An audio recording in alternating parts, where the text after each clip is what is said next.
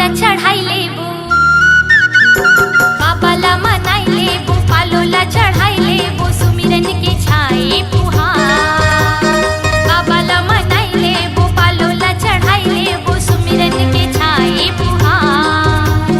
जाबो रे जाबो संगी बाबा दुआर, मेला भराए ही सो के साथ।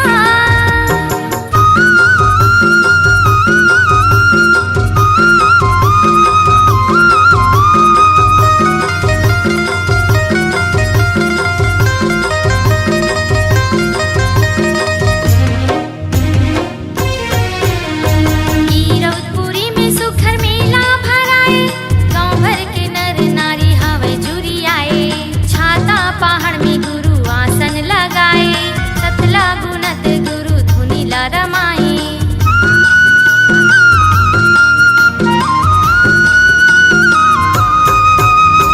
कीरौतपुरी में सुखर मेला भराए, गाँव भर के नर नारी हवे जुरियाए।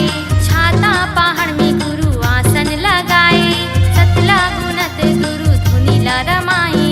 पंथीला सुनाई लेबो, मन में बसाई लेबो, पंथीला सुनाई लेबो, मन में बसाई लेबो, सुमिरन के छाए पुहार।